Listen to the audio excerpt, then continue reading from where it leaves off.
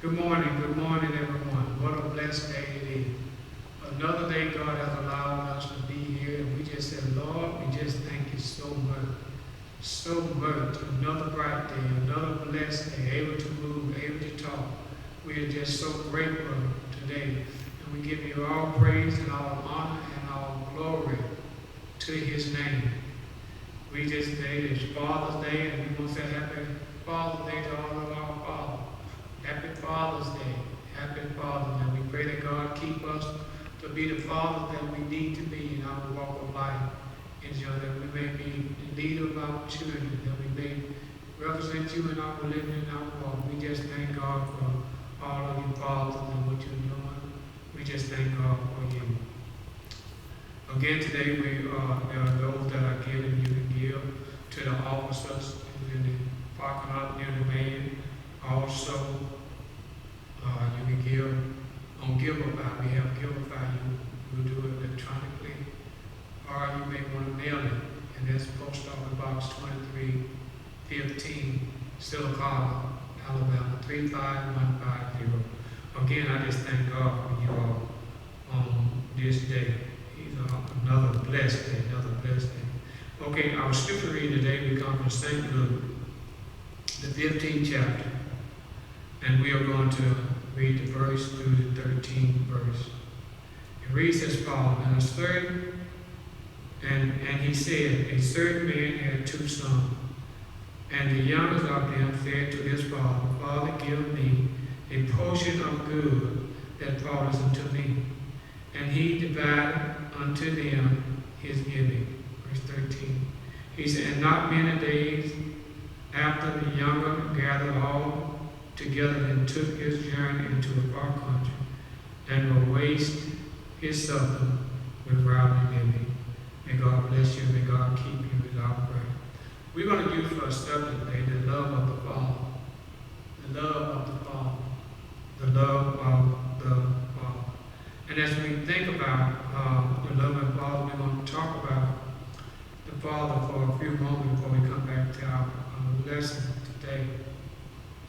When we think about the Father has a great responsibility, has an awesome responsibility. And when we look at our responsibility, do we really think about, do we really do what we're supposed to do in being a father? Do we represent love? Are we head of our household? Are we serving you? Are we being an example in our children happy?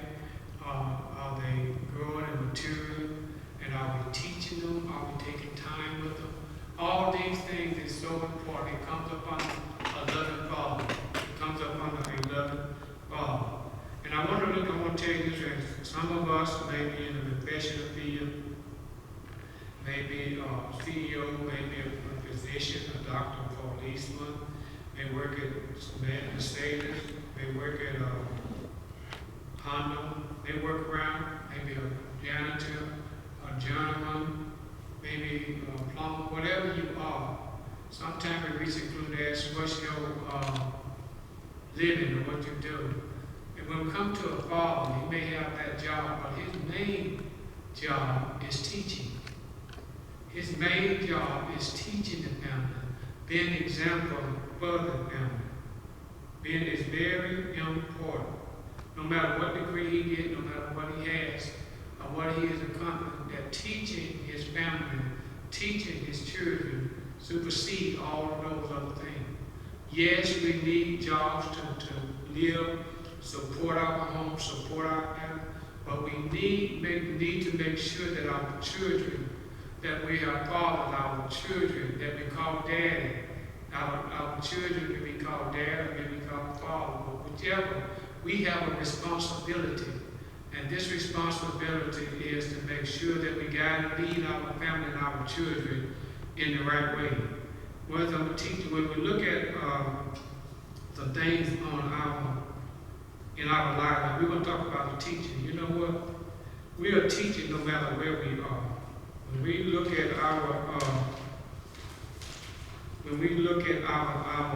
life and compare to our children, our job is never done. We must continue to teach our children. It is very important. Our job is never done. And we always have to take that time for teaching. And when I think about that, I thought about just like in our lesson, how his father, what he did, he loved them. He loved the children. And we want to see it, go there and do that. And he taught him. Okay, let's look at some points I want to make out. In teaching, you got to take time. And it's very important to take the time to teach our children. And it's our responsibility as fathers to teach them. And it's also time, whatever spend the most time with our children is the way that he or she is going to go. So if we empower them with God's word, or we be an example of a loving father, be an example of one that Sunday school, Bible study, going to church, one that has value, that moral, no vulgar language. No matter what, our children is looking, they are watching, they are listening, they know what we are doing, what we're saying. So we must have a good example. We must take that time out. A lot of times we take more time out on them hitting the ball than coming to church or Sunday school. There ain't nothing wrong with having an athlete. It's a blessing. But also we have to teach our children that your grace is how important your grace, how important your life. You have to say thank you, you have to be respected. Also, we need to reward our children. When our children do great things, reward them, let them know that we appreciate what they are doing. Let them know how we love them, how we're concerned about them. It's very important. And also, what's important, we need to teach our children also respect. We have to teach them no is no. And as we come up in life, it's very important we do these things about children because it's going to help them further down the road in life. And we give them this respect. We want to give them what we didn't have, and that was not the clothes we couldn't buy, and the cars we didn't have, or shoes and all things. There's nothing wrong with giving our children things. There's nothing wrong with giving them things and clothes. There's nothing wrong with that. But we have to really let them know that there's a time the word no come over. And when we teach them as we come from toddlers all the way up to respect the word no. And then when they grow up and in life, when they don't get the thing that they won't want to get it any way they can. But if we teach them now, it's very important. Teach them what no is. And another thing is that when our children sometimes they get in a little trouble in school or something, first thing we have to let them know that we still love them. We have to let them know you made a mistake in school today, you did something wrong, but I want you to know I love you, but still there's punishment that has to come, there's discipline that has to take place. So it's very important to let them know that you love them. You know, sometimes when we sit down at the table, bring all the children in there, and as you sit there and talk about different things, it's very important because a lot of times, all the time we sit down and talk with our children once they have gotten in trouble. But let's reward them, set them down at the table and sit there and talk, and reward them for what they have done. It's very good. And let them know that the mistake that you made, we love you. We love you in the midst of it. We really love you and we really care for you. But it's very important in teaching our children.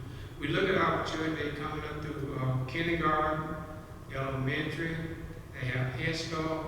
The teachers can't raise our children. We have to raise our children. The teachers are there to teach our children. And as we teach them, and as they grow up, they'll be mature. Teach them respect. Teach them what they're going to have to do. Give them positivity. Don't talk about them critically. It's very important. And when we discipline, let's lower our voices in our discipline. Let them know that we love them and we care for them no matter what. And then after we talk with them, after we discipline then our children in the correct manner, and we discipline our children, let them know even after that I love you. Hug them. Boys, girls, children, young adults, hug them and let them know that I care for you. I'm concerned about you. Don't let them leave upset. Always embrace them and let them know I had to do this discipline had to come. love you, but I had to do this. It's very important. But we're going to go to the word briefly. We're going to go to the word here. And we're looking here, and this is the points I want to bring out in our lesson here. In the 11 verses 3 said, for a certain man had 2 sons. This father had 2 sons. And it teaches us here that in the 12th verse that the younger son, younger of them, said to his father, he said, Father, give me my portion of goods that fall to me. And he divided unto them his living. He wanted his part. His part was 1/3 because he was not the eldest son. Between the 2 of them, the other son got 2/3. He got 1/3. But look what the father did. The father divided the living between both of them. He just didn't give him his part. But the Bible says he divided unto them his living. So that to inherit his estate is what they're saying. So he gave him his estate. Now look what happened here. He said, but the father, I want you to understand something. The father didn't argue with him. In the scripture, the father didn't say he wasn't going to do it. The father didn't try to stop him. Look what happened. He said, and not many days after the younger so gathered all together and took his journey into a far country. He packed up and he was ready to go. The father still and stuff. There's times in our life as young men, as you grow up, we experience that. You think you're ready to leave home. You think you're ready to go into the world. The father let him. He made a choice. He made a decision. He was of age, and he let him go. And he went. So sometimes we may want to. Sometimes we may not know what's ahead of us. Okay. He said, in many days that he took up his living and he lived a right living. But then look at verse 14 says. He said, when he had spent all, there arose a mighty famine in the land and began to be in want. In other words, a famine came, a hard time came. Came with no food, and he's in different needs. Now he's in need. He's out there by himself now, and things have changed. And he's in want. He needs some help now. Before he wanted this help, but now he needs some help. And verse 15 says, and he went and journeyed himself unto a citizen of the land, citizen of the country. And he went unto the field to be feed with swine. So he went now in the field to his swine. His money is gone, all that. He lived a right life. He lived a worldly life. That's what it was. He's partying all the time, spending his money, wasting his money. But a famine come in that land, and he didn't have anything to eat. And he had to go now and work among swine, feed his swine. Which he didn't want to do, but he had to do it because of what he had put himself in. Then verse 16, and he said, and he would fain himself his belly with the husk that the swine did eat, and no man gave him unto him. He said that he didn't have anything to eat. He made almost wanted to eat what was there, but they didn't give him no eat. But verse 17 really helps us right here. He said that when he came to himself, what happened in life? What happened? Sometime when he came to himself, thinking about really basically on the way things was at home, he think about how he, which way the growing, the teaching, where he was and he growing up, he went to thinking, he came to himself, and he seen that he had made a terrible mistake, and that mistake had gotten him in a place where he couldn't help himself. In a place where he didn't want to be, but yet still he was there. He said, how many hired servants do my father have here enough spare that I pay with hunger? He said his father, he know what his father had. Then look what he said. He know his father had planned, he know his father had provided because he had got his 1/3. But he said he had more enough than what that he could feed all his hired servants. Verse 20 says this. And he arose and came to his father. But when he was yet a great way off, his father saw him. What am I saying? I'm saying that we have made mistakes in life and fallen away from Christ. We might have left Christ, or either backslid or went to the world. But he looked and he saw his father away far off, and he had compassion and ran and fell up on the neck of him and kissed him. He saw his father, and his father had compassion, and ran and fell upon his neck and kissed him. And look, man, that's loving. No matter what he had done, no matter what he did, he still loved it. He did not tell him, don't come here, you can't come back home. He was letting him know you are welcome home. You are still welcome home. And this is the heart and the mentality that we must have as Christians, as we must have as parents, as we must have as fathers. Give them another chance. How many times did somebody give us a chance over and over and over again?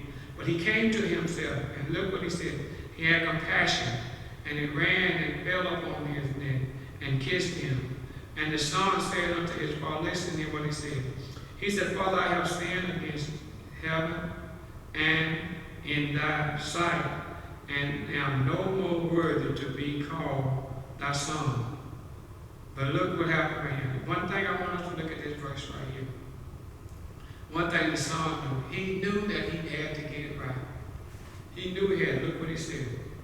He said, and the son said to his father, I have sinned. And when we look at this in our spiritual eye, as a person coming back into the body of Christ and coming back into the church, we're going to have to confess our wrongness also. We must confess our wrongness. He said, look what he said. He said, I have sinned against heaven. And that's what has happened when we've fallen away. We wanted to go live in the Word. We had to come back. We had to come back and say, Lord, will you forgive me for my sin? I am so sorry that I sinned. I am sorry, Lord. There's it. And in thy sight, and no more worthy to be called a son. Isn't it good God does not hold that against us when we have fallen? But now it's time for us to come back. And we're going to have to come back in a humble way, a submission way, that this son of his saw himself. No, he had sinned. No, he had did wrong. But he had to come back. And when he had come back, his father received him. But look what it says about his father. He said, but his father said unto his servant, bring unto me the best robe, and put on his finger the ring, and shoes on his feet. In other words, when he did all of this, he was bringing him back into the family. He's still part of the family.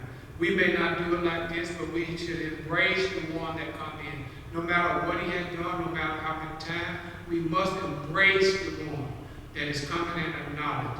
And it's very important. The loving of the Father is very important.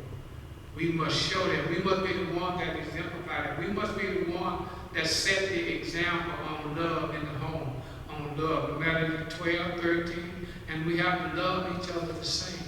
We can't love each other the same, but I'm saying don't respect the person, the children. We just have to love one another. It is very important. But as you read down in the story of Brother that David Whitfield came, and he had a feast for him, because he was what? Lost, but now he was found. He was lost but found. So when we go outside of the will of God, we have to come in. But isn't it good to have a loving Father? A Father that cares about us. That's the same way Jesus is today. He cares about our life. He cares that we be reconciled with him. He wants us to come back in harmony. He wants us to be that example. We may have to, most of the time, the father, husband, we need to be the example of the house. We need to go first. And we need to set our example. It's very important. And when we acknowledge that, it's very important that we receive Christ again come out of life. And he will do it too. He will definitely do that. So we have to trust in him. The loving of a Father. Father, we set the example. No one else. We have to set the example. And it's important that we bring our children to school, to church. It's important that we start them all in God's Word. It's important that they grow up until they have peace, they have respect, they have harmony. We said it before, we give them what they want. We have to remember when they said no. But also we need to give them what they didn't have, what we had. We have respect more than that. We have to teach our children. And remember, spending time with them is so important. A lot of the time that we see our children doing something, then we wonder where did we get it from. If we look and listen close enough, most of the time something we have said or something we have done. Because little ears are really listening, and little eyes is really looking, and they do not miss anything. But so we have to be that example. So our children, our young children, get them in church. Come and get them in church. Get them in God's ways. And they are smart, they are intelligent. Because you know what? I have noticed some that there are certain songs, some sing sometimes, I don't know the lyrics, but they do not miss a lyric. There's something about it. Our children can learn. If they can play ball on the game, they can learn how to read, and we'll learn about God, about the Word of God. It's important. Give them that foundation, the God foundation, that when they grow up and it's time for them to lead, that they'll have a foundation in their life that Christ is with me. Teach them the love of Christ. Teach them how Christ loved, we to respect Him, and how He loved us, how He is the way maker. He will take care of, He will guide us, and teach them how to depend on Him. And then let us be right there, that when they come and call and ask us, that we may be able to help them and tell them and direct them. But the loving Father must set the example. And as you set the example, and they grow up and they'll leave, then they'll come back and they say, thank you, Mom. Thank you, Dad. So it's very important. Another part, show love. It's about love.